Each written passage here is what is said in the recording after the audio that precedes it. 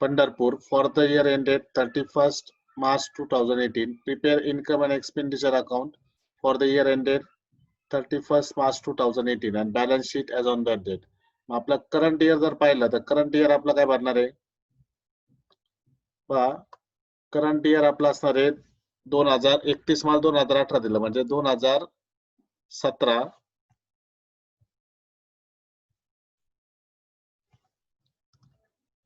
2017-18 हे आपलं current year झालं.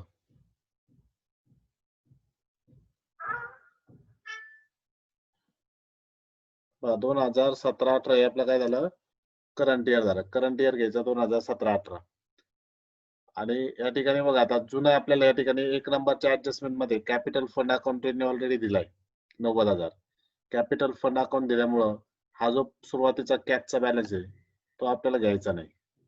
त्याच्यानंतर हा जो कॅश ॲट बँक आलेला आहे तो पण बॅलन्स आपण घेणार नाही, कारण हे दोन बॅलन्स आपल्याला या ठिकाणी घ्यायचे नाही. त्याच्यानंतर एंट्रन्स फी बघा, एंट्रन्स फी वर कॅपिटलाइज म्हणलेलं आहे म्हणून एंट्रन्स फी कुठे जाणार? लॅबिलिटीला. एंट्रन्स फी कुठे जाणार? लॅबिलिटी. त्याच्यानंतर सबस्क्रिप्शन बघा, सबस्क्रिप्शन जातं आपला इन्कमला. सबस्क्रिप्शन कुठे जाईल? इन्कमला. त्यानंतर मिसलेनियस रिसीट आहे, मिसलेनियस रिसीट जाईल आपलं इन्कमला. मिसलेनियस रिसीट सुद्धा कुठे जाईल? इन्कमला. त्यानंतर इकडे आलंय बघा पेमेंटला स्टेशनरी, स्टेशनरी जातं एक्सपेंडिचरला. रिपेअर टू फर्निचर आहे, रिपेअर टू फर्निचर सुद्धा कुठे जाईल? एक्सपेंडिचर. बघा रिपेअर टू फर्निचर जर बघितलं तर रिपेअर टू फर्निचर सुद्धा एक्सपेंडिचर. रेंट कुठे जातं? एक्सपेंडिचर. Salary expenditure. सॅलरी कुठे जाणार? एक्सपेंडिचर. त्याच्यानंतर मिसलेनियस एक्सपेन्सेस आहे, मिसलेनियस एक्सपेन्सेस सुद्धा एक्सपेंडिचरला. आता हे बॅलन्स कॅरेट डाऊन आले बघा, हे जाईल ऍसेटला आणि कॅश ॲट बँक हे सुद्धा कुठे जाणार? ऍसेटला. कारण आपण बॅलन्स घेता नाही, हा जुना बॅलन्स घेत नाही, कारण कॅपिटल फंड शोधायचा असेल तरच आपल्याला हा घ्यावा लागतो. तसं ही बॅलन्स आपण कुठे घेतो? चालू वर्षाच्या ऍसेटला. त्यानंतर आपल्याला आता ऍडजस्टमेंट दिल्यात. ऍडजस्टमेंट नुसार जर पाहिलं तर कॅपिटल फंड हा आपण कुठे घेणार आहे? लॅबिलिटीला. बघा कॅपिटल फंड आपल्याला घ्यायचा आहे लॅबिलिटीज. त्याचा एकच इफेक्ट येईल. तसं या ठिकाणी बघा आउटस्टँडिंग सबस्क्रिप्शनचा फर्स्ट इफेक्ट आपला जाईल. बघा आउटस्टँडिंग सबस्क्रिप्शन सेकंड ऍडजस्टमेंट आहे, मग याचा फर्स्ट इफेक्ट कुठे जाणार? इन्कम मध्ये ऍड होणार. आणि सेकंड इफेक्ट बघितला तो सेकंड इफेक्ट कुठे जाणार? बघा सेकंड इफेक्ट जाईल ऍसेटला, आउटस्टँडिंग म्हणून. सेकंड इफेक्ट कुठे जाणार? ऍसेटला. मग इन्कमचा जर बघितलं तर फर्स्ट इफेक्ट त्याचा गेला इन्कम मध्ये ऍड. आउटस्टँडिंग सबस्क्रिप्शनचा पहिला इफेक्ट इन्कम मध्ये ऍड, सेकंड इफेक्ट ऍसेट मधला जाईल. एंट्रन्स फी कॅपिटल सांगितलं का नाही, म्हणून ती फक्त लॅबिलिटीज, लॅबिलिटीज मध्ये कॅपिटल फंड मध्ये काय करायची? ऍड करायची. लॅबिलिटीजला कॅपिटल फंड मध्ये ऍड होईल. एंट्रन्स फी कॅपिटलाइज सांगितल्यामुळे लॅबिलिटीजला कॅपिटल फंड मध्ये ऍड करायचं. आता rent paid include 800 paid for April 2018. आता rent paid include 800 paid for April 2018. आपलं आता वर्ष बघा, आपलं वर्ष संपतंय 31 मार्च 2018 ला.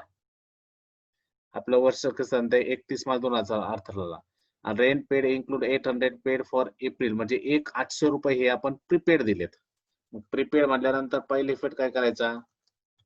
एक्सपेंडिचरला लेस करायचं. एक्सपेंडिचरला काय होणार? लेस. आणि सेकंड इफेक्ट कुठे जाणार? बस सेकंड इफेक्ट जाईल प्रीपेड म्हणून ऍसेटला. सेकंड इफेक्ट कुठे करायचा? ऍसेटला. पहिला इफेक्ट जाईल एक्सपेंडिचर मधून काय करायचं? लेस करायचं, कारण प्रीपेड म्हणून. आणि सेकंड इफेक्ट जाईल ऍसेटला, कारण आपल्याला सांगितलंय रेंट मध्ये 800 रुपये हे एप्रिल महिन्याचे. मग हे आपण तर आपला वर्ष मार्च मध्ये संपतंय, मग एप्रिल महिन्याचे पैसे असल्यामुळं पहिला इफेक्ट काय करणार आपण? एक्सपेंडिचरला प्रीपेड म्हणून लेस करणार. सेकंड इफेक्ट मांडायचा ऍसेटला. त्याच्यानंतर they have following asset on liabilities. आता ह्या ऍसेट ऑन लॅबिलिटी आज दिलेल्या आहेत, तर फर्निचर हे ऍसेटला जाईल. बघा हे ओपनिंग बॅलन्स दिलेले आहे आपल्या सगळ्यांना. ओपनिंग बॅलन्स असल्यामुळं ह्या ठिकाणी बघा आउटस्टँडिंग जे आहे, आउटस्टँडिंग फर्निचर, इथं फर्निचर आलंय, फर्निचर जाईन ऍसेटला. फर्निचर कुठं मांडायचं? ऍसेट. फर्निचर मांडायचं ऍसेटला. बिल्डिंग बघितली तर बिल्डिंगची सुद्धा अमाऊंट कुठं जाणार? ऍसेटला. बिल्डिंग सुद्धा ऍसेटला. आणि आउटस्टँडिंग एक्सपेन्सेस आल्यामुळं हे आपल्याला लॅबिलिटीला घ्यावं लागेल ओपनिंग बॅलन्स म्हणून. आता या ठिकाणी बघा पेमेंट साईडला कुठं लॅब एक्सपेन्सेस दिलेत का? एक्सपेन्सेस बिलाचा उल्लेख आला का इकडे? नाही. मग त्याच्यामुळे हे जे आउटस्टँडिंग एक्सपेन्सेस दिसतात 12,000 हे आहे तसेच आपल्याला परत लॅबिलिटीला दाखवावं लागतील. मग हे मागच्या वर्षीचे दिलेले आपल्याला ओपनिंग बॅलन्स आहे. फर्निचर ऍसेटला मांडायचा, बिल्डिंग ऍसेटला मांडायची आणि आउटस्टँडिंग एक्सपेन्सेस लॅबिलिटीला मांडायची. ठीक आहे. मग आता याच्यामध्ये सगळ्या ऍडजस्टमेंट सोप्या आहे. घरी होईल का सोडून हा प्रॉब्लेम? येईल का सोडवता? याचा हो फोटो काढून घ्या. सोपा प्रॉब्लेम आहे. याच्यात काही जास्त ऍडजस्टमेंट अशा नाहीत वेगळ्या. हे जे शेवटची 5वी ऍडजस्टमेंट आहे ना, ओपनिंग बॅलन्स म्हणून डायरेक्ट आहे ना ऍसेटला घेऊन टाकायचं. फर्निचर, बिल्डिंग आणि आउटस्टँडिंग एक्सपेन्सेस लॅबिलिटीला घ्या. तिथं टिक मार्क करून दिली. दिसती का ती टिक मार्क? कोणतं कुठं जाते मी त्याची टिक मार्क केली बघा.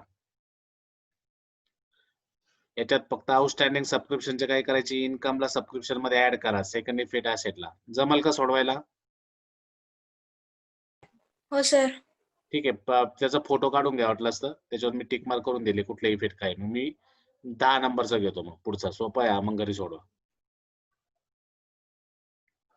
फोटो काढलाय का सगळ्यांनी? हो स्क्रीनशॉट काढून घ्या. सांगू का पुढचा? मग 11 नंबर, 11 नंबर, 10 नंबरचा. हो ठीक आहे. 10 नंबरचा वेगळा आहे तो मी सांगतो. बरं, मग आता आपल्याला 10 नंबरचा घ्यावं लागेल. बनवताना फॉर्मॅट 10 साठी बनवा. मग सोपा आहे त्याच्यामुळे ते सोडवा, काही अडचण नाही.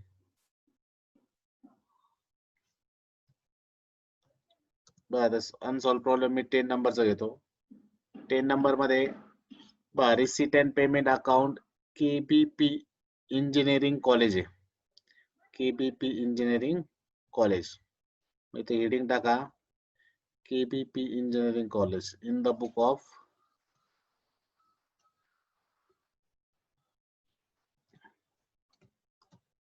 के बी पी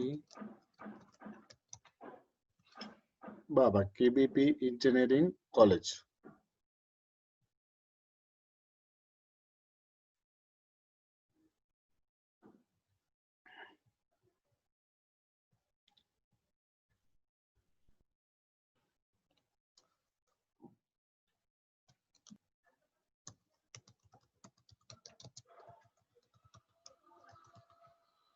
इंजिनिअरिंग कॉलेज कुठलं आहे ते? Nashik.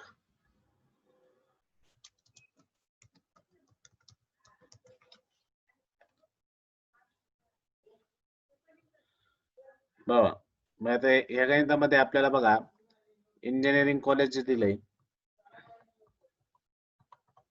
From the following receipt and payment account KBP engineering college Nashik for the year ended 31/3/2019. आता इथं करंट इयर आपलं काय रे? 31/3/2019 त्यांनी सांगितलंय. मग करंट इयर होईल आपलं 2018-19. आपलं करंट इयर काय झालं? 2018-19 हे आपलं करंट इयर झालं. आले लक्षात? मग हे 1 एप्रिल 2018 आहे. याला आपण म्हणणार प्रिव्हियस इयर. बघा इथं खाली ऍडजस्टमेंट मध्ये आपल्याला जे दिलंय प्रिव्हियस इयर आणि हे जे आपलं आहे त्याला म्हणायचं करंट इयर. आपले 2 प्रकारचे या ठिकाणी आलेत बघा, प्रिव्हियस इयर आणि करंट इयर. प्रिव्हियस इयर आणि करंट इयर जे आहे, आता ही जी इन्फॉर्मेशन ही मागच्या वर्षीची इन्फॉर्मेशन आहे आणि ही जी दिलेली इन्फॉर्मेशन आहे ती कोणती आपली? करंट इयरची. मग आता हे जे ओपनिंग बॅलन्स आपल्याला दिलेत सगळे आणि या ठिकाणी आपल्याला क्लोजिंग बॅलन्स दिलेत, त्याच्यावर आपण बघणार आता कसं सोडवायचं. ठीक आहे. हे प्रिव्हियस इयरचे बॅलन्स आहेत, हे आपले करंट इयरचे बॅलन्स आहेत, हे आपले क्लोजिंग फंड आले पाहिजे. मग आता सुरुवात करताना बघा from the following receipt and payment KBP engineering college Nashik 31/3/2019 आपला करंट इयर त्यांनी दिलाय. मग रिसीटला बघा आता कॅपिटल फंड या ठिकाणी आपल्याला दिलाय बघा सगळ्यात शेवट. कॅपिटल फंड आपल्याला दिलेला असल्यामुळं आपण या ठिकाणी हा जो बॅलन्स आहे कॅश इन हँड हा घ्यायचा नाही. म्हणून या ठिकाणी मी क्रॉस दाखवतो. हा पण जो कॅश ऍट बँकेचा बॅलन्स आहे तो सुद्धा आपल्याला घ्यायचा नाही, त्यामुळे मी ते क्रॉस दाखवलं. आता इंटरेस्ट आहे, इंटरेस्ट जातं आपलं इन्कम. इंटरेस्ट कुठे जाणार? इन्कमला. सबस्क्रिप्शन सुद्धा कुठे जातं? इन्कम. लाईफ मेंबरशिपच्या बाबतीत खाली सगळ्यात शेवटची ऍडजस्टमेंट आहे बघा 3 नंबरची. काय ऍडजस्टमेंट सांगितली 3 नंबरची? थोडं वर घेतो मी. 3 नंबरची ऍडजस्टमेंट सांगितली, life membership fee are capitalise. Capitalise असल्यामुळे हे जाणार लॅबिलिटीला. कुठे घेणार? लॅबिलिटी. आता डोनेशन आहे, डोनेशनच्या बाबतीत 1 नंबरची ऍडजस्टमेंट बघा, 50% donation are for building fund and the balance be created revenue income. मग पहिल्यांदा आपल्याला ते इन्कमला घ्यावं लागेल, अर्ध लेस करावं लागेल आणि अर्ध मग बिल्डिंग फंड मध्ये ऍड करायचं. ठीक आहे. त्याच्यानंतर tuition fee income. Term fee कुठे जाते? टर्म फी सुद्धा इन्कमला. सनरी रिसीट आहे, सनरी रिसीट सुद्धा इन्कम. आणि ऍडमिशन फी कंसात रेव्हेन्यू म्हणलं का नाही, म्हणून ते जाईल इन्कमला. म्हणून ते पण कुठे जाईल? इन्कमला. इन्कमला मी आय काढतोय असं सिंपल. त्याच्यानंतर बघा, सॅलरी टू टीचिंग स्टाफ आहे ते जातं एक्सपेंडिचरला. त्याच्यानंतर इलेक्ट्रिसिटी चार्ज आहे ते जाईल एक्सपेंडिचर. बुक्स दिलेलं आहे बघा, बुक्स जातं ऍसेटला. बुक्स ही आपली प्रॉपर्टी असल्यामुळे ऍसेट. फर्निचर सुद्धा कुठे जाणार? ऍसेटला. स्टेशनरी जे आहे, स्टेशनरी जाईल आपला एक्सपेंडिचरला. फिक्स डिपॉझिट आले का नाही, मग फिक्स डिपॉझिट ऍसेटला. शेवटची तारीख दिली बघा फिक्स डिपॉझिटची. आणि हे जे कॅश आहे ते जातं ऍसेटला. कॅश ॲट बँक सुद्धा आहे ते पण जाईल ऍसेटला. ठीक आहे. आता इथं जर पाहिलं तर बुकचा पहिला बॅलन्स हा ऍसेटला घ्यायचा. हा बॅलन्स आपल्याला पहिल्यांदा ऍसेटला घ्यावा लागेल. त्याच्यात हे पेमेंट साईडचं जे बुक आलंय 61,000 ते त्याच्यात ऍड करावं लागेल. फर्निचरचं सुद्धा आपल्याला पहिला हा ओपनिंग बॅलन्स म्हणून ऍसेटला घ्यावा लागेल. त्याच्यामध्ये हे पेमेंट साईडचं जे आलेलं 51,000 आहे ते त्याच्यामध्ये परचेस म्हणून ऍड करावं लागेल. मग क्लोजिंग आउट आपण बाहेर घेणार. कॅपिटल फंड जे असतं ते जातं लॅबिलिटीला. फिक्स डिपॉझिट जे आहे बघा, जुनं फिक्स डिपॉझिट ऍसेटला जाईल. त्याच्यामध्ये हे पेमेंट साईडला आलेलं फिक्स डिपॉझिट जे 8,50,000 ते त्याच्यामध्ये काय होणार? ऍड होणार. त्याच्यानंतर कॅपिटल फंड बघा, कॅपिटल फंड जर बघितलं तर कॅपिटल फंड हे जाईल लॅबिलिटीला. कॅपिटल फंड कुठे जातं? लॅबिलिटीला. आता हे जे आहे आपला करंट इयरचा बॅलन्स हा आपल्याला क्लोजिंग बॅलन्स म्हणून घ्यायचा आहे. मग पहिल्यांदा हा ओपनिंग म्हणून घेणार, पेमेंटचं त्याच्यात ऍड करायचं आणि बाहेर एवढी अमाऊंट आली पाहिजे, त्यानुसार आपल्याला डिप्रिशिएशन ठरवावं लागेल.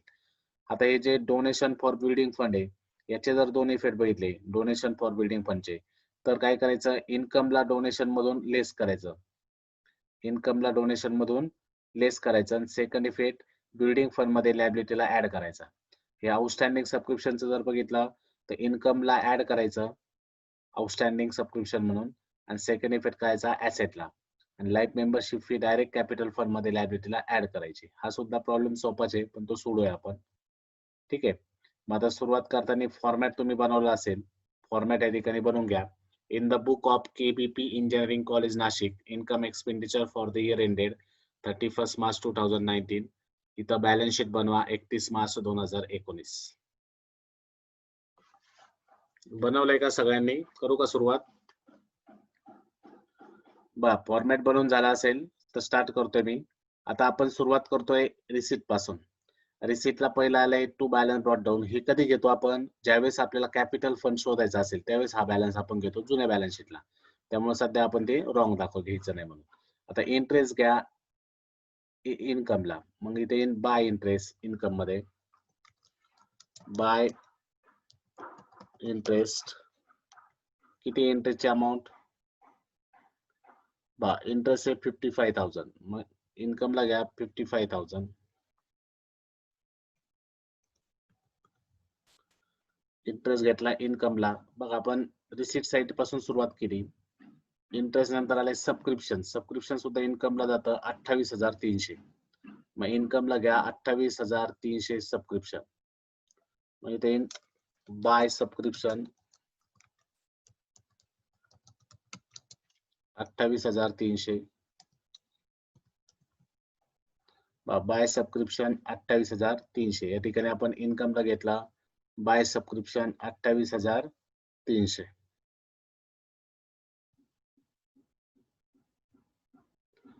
त्यानंतर बघा सबस्क्रिप्शन आपण घेतलंय. मग सबस्क्रिप्शन वर या ठिकाणी 2 सेकंड नंबरची ऍडजस्टमेंट आली बघा. काय ऍडजस्टमेंट सबस्क्रिप्शन वर? सबस्क्रिप्शन आपण घेतला 28,300. सबस्क्रिप्शन आपल्याला आउटस्टँडिंग सांगितलंय 5,300. सबस्क्रिप्शन आउटस्टँडिंग किती सांगितलंय? 5,300. मग आउटस्टँडिंग असल्यामुळे आपण काय करणार? पहिला इफेक्ट सबस्क्रिप्शन मध्ये आउटस्टँडिंग हा ऍड होतो, म्हणून ऍड करंट इयरचा असल्यामुळे आपण या ठिकाणी काय करणार, आउटस्टँडिंग सबस्क्रिप्शन ऍड करणार 5300 का 5300. या ठिकाणी 5300 रुपये आउटस्टँडिंग म्हणून काय करायचे, ऍड करायचे.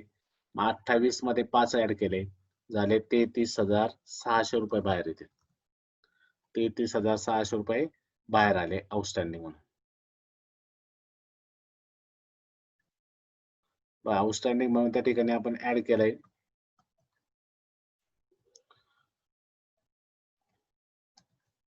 बघा 28,300 मध्ये 5,300 आउटस्टँडिंग म्हणून ऍड केला, बाहेर आले 33,600. आता आउटस्टँडिंगचा सेकंड इफेक्ट जातो लायबिलिटीला, त्या ऍसेटला, इन्कमचा असल्यामुळे ऍसेटला. इथले आउटस्टँडिंग सबस्क्रिप्शन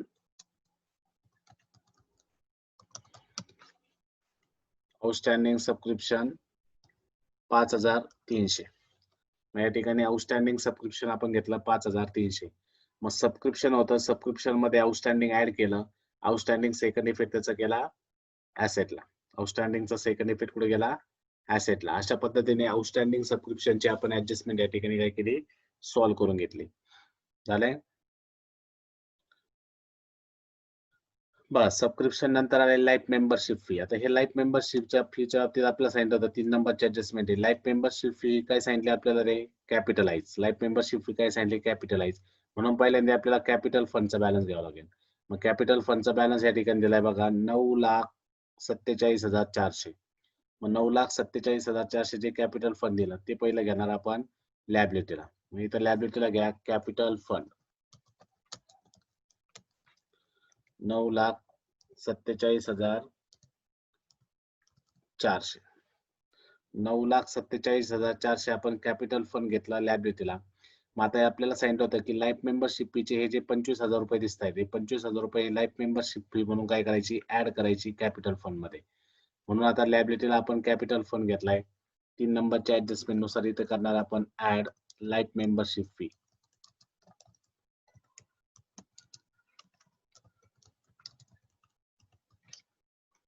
किती आहे, 25,000. मग आता आपण ते नंतर ऍडिशन करू, सध्या फक्त ऍड दाखवले आपण. मग या ठिकाणी बघा लाईफ मेंबरशिप फी 25,000 होती, ती 25,000 रुपये या ठिकाणी आपण 9,47,400 जे कॅपिटल फंड होतं त्यामध्ये ऍड केला. आता लाईफ मेंबरशिप फी नंतर आलाय डोनेशन. आता डोनेशन वर 1 नंबरची ऍडजस्टमेंट आहे. मग आता डोनेशन पहिलं जे आहे 7 लाख ते आपण पहिलं घेणार. बघा डोनेशन इथं 7 लाख दिलाय, ते 7 लाख पहिले ऍसेटला घ्या. 7 लाख घ्यायचे आपले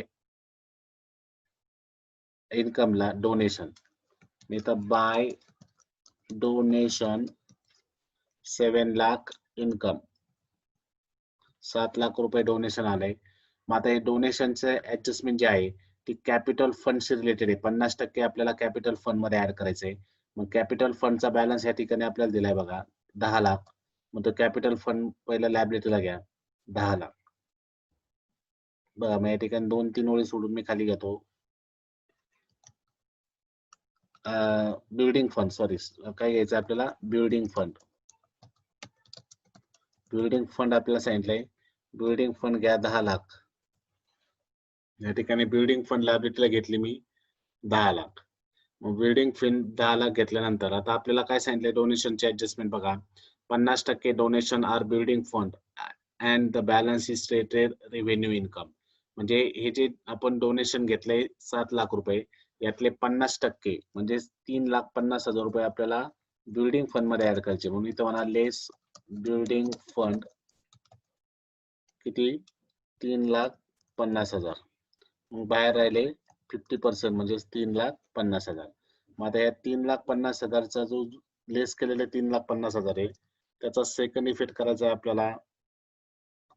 बघा लेस केलेले 3,50,000 आहे त्याचा सेकंड इफेक्ट जाईल आपला बिल्डिंग फंड मध्ये लॅबिलिटीला ऍड. म्हणून इथं ऍड डोनेशन म्हणा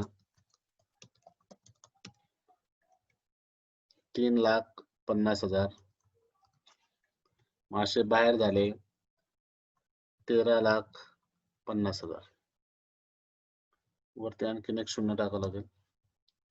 वरती 10 लाख आहे, 10 लाख मध्ये 3,50,000 ऍड केले हे झाले 13,50,000.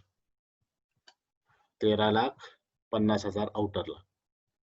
मग या ठिकाणी बघा बिल्डिंग फंड घेतला 10 लाख, त्याच्यात डोनेशन आपण 3,50,000 ऍड केले, बाहेर आले 13,50,000. ठीक आहे. इथं तुम्ही कॉमा देत चालणार आहे. मी इथं कॉमा दिला का ते ऍडिशनला टोटल करायला प्रॉब्लेम येतो, त्यासाठी मी देत नाही. तुम्ही तिथं कॉमा देत चला. मग या ठिकाणी बघा बिल्डिंग फंड 10 लाख घेतलं, डोनेशन घेतलं होतं इन्कमला 7 लाख. आपल्याला ऍडजस्टमेंट होती की डोनेशन मधून 50% डोनेशन हे बिल्डिंग फंड म्हणून लेस करा, म्हणून आपण 7 लाखाच्या 50% 3,50,000 आपण इन्कमला बिल्डिंग फंड म्हणून लेस केलं आणि त्याचा सेकंड इफेक्ट केला आपण या ठिकाणी लायबिलिटीला जुन्या बिल्डिंग फंड मध्ये ऍड. जुनं बिल्डिंग फंड आपल्याला ऍडजस्टमेंट मध्ये दिलं होतं 10 लाख, त्याच्यात आपण 3,50,000 ऍड केले, बाहेर आले 13,50,000, 13,50,000 झालंय. बिल्डिंग फंड ऍड केल्यानंतर आता आपण लाईफ डोनेशन पर्यंत आलतो. डोनेशनची ऍडजस्टमेंट आपली क्लिअर झाली. आता ट्युशन फी बघा 12,30,000. मग इन्कमला जाईल tuition fee by tuition fees 12,30,000. Tuition fee गेली इन्कमला 12,30,000. त्याच्यानंतर टर्म फी आहे 2,08,000. ते पण इन्कमला जाईल बाय टर्म फी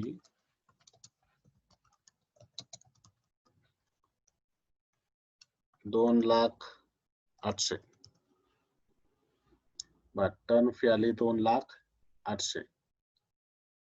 मग आता टर्म फी नंतर खाली आलाय सनरी रिसीट आणि ऍडमिशन फी, दोन्ही पण इन्कमला जातील. सनरी रिसीट 8,000, ऍडमिशन फी 7,000. मग ते एका खाली एक मांडून घ्या. बाय सनरी रिसीट 8,000 आणि by admission fee 7,000.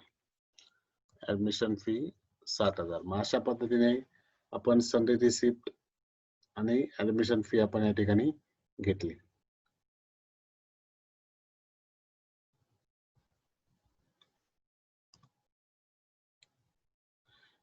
सनरी receipt 8,000, admission fee 7,000. अशा पद्धतीने आपण ते मांडणी या ठिकाणी केली. ठीक आहे. मग जेवढं इन्कमला येत होतं ते आपण घेतलं, या ठिकाणी मांडलंय. मग रिसिप्ट साइड आपली पूर्ण क्लिअर झाली. रिसिप्ट साइडचे आपण सगळं मांडलं. आता जायचंय पेमेंट साइडला. पेमेंट साइडला पहिला salary to teaching staff 11,70,000.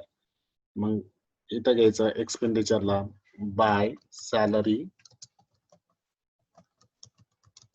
To teaching staff 11,70,000.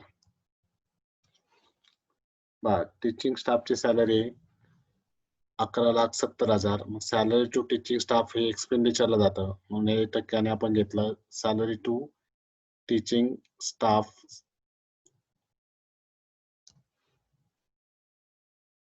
11,70,000. त्यानंतर पुढे बघा इलेक्ट्रिसिटी चार्ज आहे 55,000. मग इलेक्ट्रिसिटी चार्ज आपल्याला त्या ठिकाणी 55,000 दिले. मग ते घ्या एक्सपेंडिचरला by electricity charge 55,000. Electricity charge 55,000.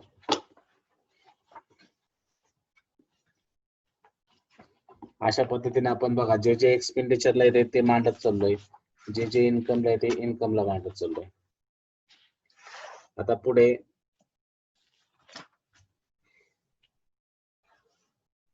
Electricity charge नंतर नेक्स्ट आपल्याला पाहायचं आहे बुक्स. आता हे बुक्स आलंय, पण आता हे बुक्स जे आहे हे आपल्याला जुना बॅलन्स या ठिकाणी बुक्सचा दिलाय बघा खाली ऍडजस्टमेंट मध्ये. बुकचा जुना बॅलन्स किती रे 6 लाख. मग तो पहिला आपल्याला ऍसेटला घ्यावा लागेल. मग बुकचा जुना जो बॅलन्स आहे तो पहिला ऍसेटला घ्या बुक्स म्हणून. बुक 6 लाख रुपये ऍसेटला येतील. आता जे पेमेंट साईडला जे दिसतंय बुक्स त्या ठिकाणी ऍड परचेस म्हणून घ्या. पेमेंट साईडचं जे आहे ते ऍड परचेस म्हणून आपण घेणार. मग पेमेंट साईडला जे बुक्स आले बघा, पेमेंट साईडला बुक आले 61,000. किती आले ते? 61,000. हे 61,000 रुपीज आपल्याला ऍड परचेस म्हणून घ्यायचे. 61,000 या ठिकाणी काय करायचे आपल्याला? ऍड परचेस म्हणून घ्यायचे. मग इथे येतील 61,000. आता दोन्ही मिळून जर विचार केला तर दोन्ही मिळून खाली टोटल येतील 6 लाख मध्ये 61,000 ऍड केले, 6,61,000 आले. बस 6,61,000 आले. मग आता या ठिकाणी बघा आपण काय केलं, सगळ्यात अगोदर हा जो आपल्याला दिलेला बुकचा बॅलन्स होता ओपनिंग बॅलन्स 6 लाख ते घेतले. त्याच्यामध्ये पेमेंट साईडचा आपण ऍड परचेस या वर्षी खरेदी केली म्हणून ऍड परचेस 61,000 ऍड केले, ते 6,61,000 आले. पण आपल्याला खाली ऍडजस्टमेंट मध्ये सांगितलंय की बाहेर किती रुपये आले पाहिजे क्लोजिंग बॅलन्स म्हणून? 6 लाख. 6 लाख रुपये आपल्याला क्लोजिंग बॅलन्स म्हणून त्या ठिकाणी राहिले पाहिजे. म्हणजे या ठिकाणी जर बाहेर 6 लाख आणायचे असतील तर किती रुपये डिप्रिशिएशन म्हणून लेस करावं लागेल? तर बघा 6,61,000 होते, त्याने सांगितलं बाहेर क्लोजिंग बॅलन्स 6 लाख आहे. या ठिकाणी जे 61,000 आहे ते डेप्रिसिएशन म्हणून लेस करा. डेप्रिसिएशन 61,000 म्हणजे बाहेर बरोबर किती राहतील? 6 लाख. मग अशा पद्धतीने आपण डेप्रिसिएशन शोधलं. पहिल्यांदा आपण ओपनिंग बॅलन्स घेतला, त्याच्यात पेमेंट साईडचं आपण ऍड केलं परचेस म्हणून. टोटल कळालं 6,61,000. क्लोजिंग बॅलन्स आपल्याला दिलेला आहे तो 6 लाख होता, म्हणजे याचा अर्थ आपल्याला 61,000 डेप्रिसिएशन म्हणून लेस करायचं. मग आता हे जे लेस केलेलं डेप्रिसिएशन आहे त्याचं सेकंड इफेक्ट प्रॉफिट अँड लॉसच्या डेबिटला. इथं 2 करून घ्या रे, मिस्टेक झाली. इथं 2 सॅलरी म्हणा. बघा इथं आपण 2 इलेक्ट्रिसिटी चार्जेस म्हणा. आता इथे येईन 2 डेप्रिसिएशन, खाली म्हणा बुक्स.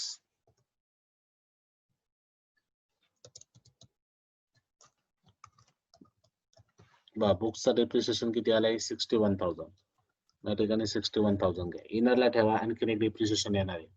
मग या ठिकाणी आपण काय केलंय बघा, पहिला बुक्सचा क्लोजिंग ओपनिंग बॅलन्स घेतला, त्यात पेमेंटचा ऍड केलं आणि आपल्याला क्लोजिंग बॅलन्स पण दिला होता. मग त्याहून आपण ठरवलं की टोटल याच्यामधून क्लोजिंग बॅलन्स मायनस केला तर 61,000 या वर्षीचं आपल्याला डेप्रिसिएशन घ्यावं लागेल. मग आता डेप्रिसिएशनचा पहिला इफेक्ट केला ऍसेटला लेस, सेकंड इफेक्ट केला आपण एक्सपेंडिचरला. आता सेम प्रोसेस पुढे फर्निचर आलंय बघा, फर्निचरचं करायचंय. इथं फर्निचर आपल्याला दिलंय पेमेंटला 51,000 आणि या ठिकाणी फर्निचरचा जर तुम्ही बॅलन्स बघितला तर ओपनिंग बॅलन्स आहे 3,90,000. मग पहिला ओपनिंग बॅलन्स घ्या 3,19,000, त्याच्यामध्ये हे पेमेंट साईडचं ऍड करायचं, सेम बुक वानीच करायचंय. मग या ठिकाणी मी घेतो फर्निचर 3,19,000. आता पेमेंट साईडचं जे आहे त्याला ऍड परचेस म्हणून आपण, कारण हे नवीन खरेदी केलंय म्हणून ऍड परचेसेस 51,000. पेमेंट साईडला जे दिलंय आपल्याला किती दिलंय? 51,000. मग या ठिकाणी पेमेंट साईडचं दिलेलं 51,000 होतं ते आपण ऍड परचेस म्हणून ऍड केलं. मग आता दोघांचे ऍडिशन बाहेर येईल.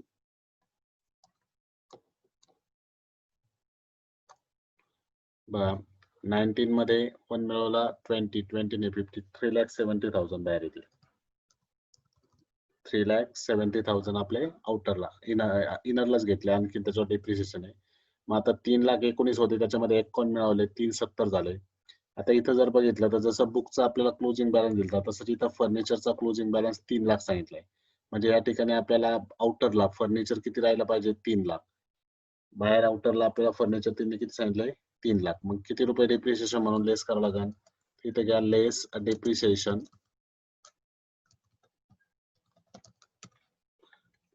70,000. 70,000 रुपये आपल्याला मायनस करावं लागतील, तेव्हा बॅलन्स किती येईल बाहेर? 3 लाख. मग 3,70,000 हे टोटल फर्निचर आपलं झालं.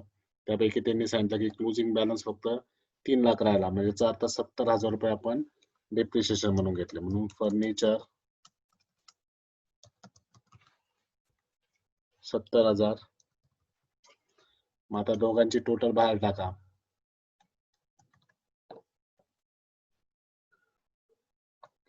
61 आणि 17, 6 7 13, 1,31,000.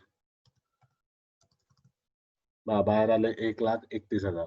मग या ठिकाणी बघा बुक आणि फर्निचरची दोघांची सेम प्रोसेस केली. पहिले ओपनिंग बॅलन्स घेतले, त्यात पेमेंट साईडचं ऍड परचेस म्हणून केलं आणि मग क्लोजिंग बॅलन्स दिलेले होते, त्यानुसार डिप्रिशिएशन काढले आणि डिप्रिशिएशन मायनस करून सेकंड इफेक्ट कुठे गेला, एक्सपेंडिचरला. मग एक्सपेंडिचरला दोघांची टोटल आपण आउटरला घेतली 1,31,000 रुपये. ठीक आहे. अशा पद्धतीने आपण डिप्रिशिएशनची ऍडजस्टमेंट या ठिकाणी काय केली, सॉल्व आउट केली. आता डिप्रिशिएशनच्या ऍडजस्टमेंट नंतर बघा पुढे काय राहिलंय, आता स्टेशनरी आले, स्टेशनरी घ्या एक्सपेंडिचरला by to stationery 21,850. Stationery to stationery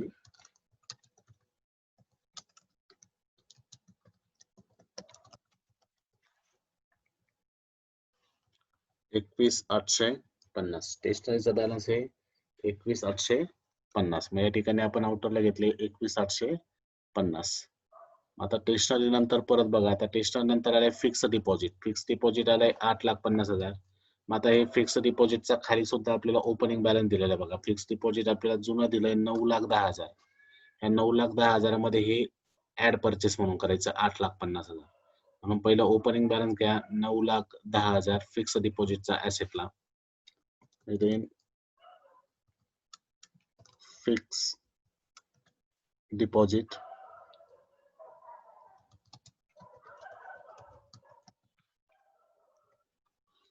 $9,10,000 आपला हा जुना बॅलन्स आहे तो आपण घेतला आणि पेमेंट साईडचा आहे ते ऍड परचेस म्हणून घ्या. पेमेंट साईडचं किती आलंय बघा, पहा इथं फिक्स डिपॉझिट 8,50,000 आलंय या वर्षीचं. मग 8,50,000 त्यामध्ये ऍड करा. मग आता दोघांची टोटल बाहेर टाकायची. 9,00,000 9 8 झाले 17, 17 आणि ते 50 आणि 10, 17,60,000. बा 9 8 झाले 17 लाख, 17 लाख आणि हे 50 आणि 10 60, 17,60,000 रुपये आउटरला येतील. 17,60,000. मग अशा पद्धतीने फिक्स डिपॉझिटचा ओपनिंग बॅलन्स घेतला, पेमेंट साईडचा ऍड परचेस म्हणून केलं, बाहेर आलं 17,60,000. या पद्धतीने आपण ते काय करतोय, सॉल्व आउट केलंय. ठीक आहे, लक्षात येत आहे सगळ्यांच्या. बघा आता फिक्स डिपॉझिट नंतर cash in hand, cash at bank आहे, हे दोन्ही ऍसेटला घ्यायचं. Cash in hand, cash at bank. तर cash in hand, cash at bank ऍसेटला घ्या. खाली कॅश इन हँड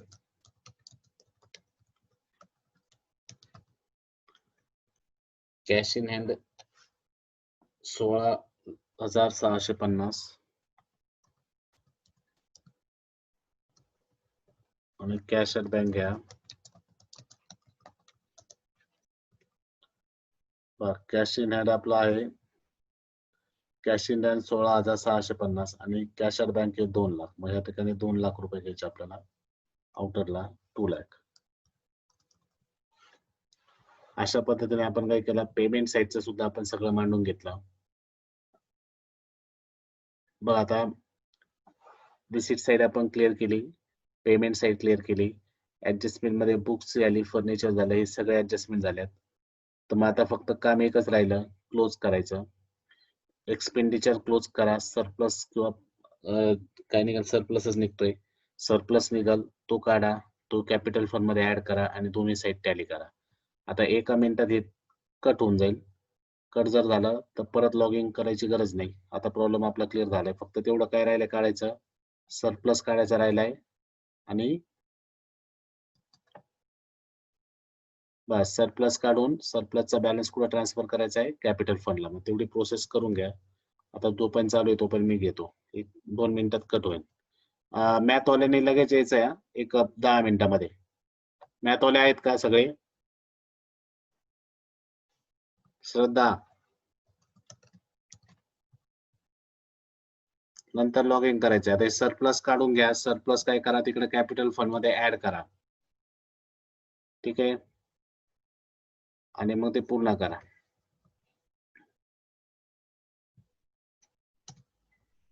या ठिकाणी टू सरप्लस इन,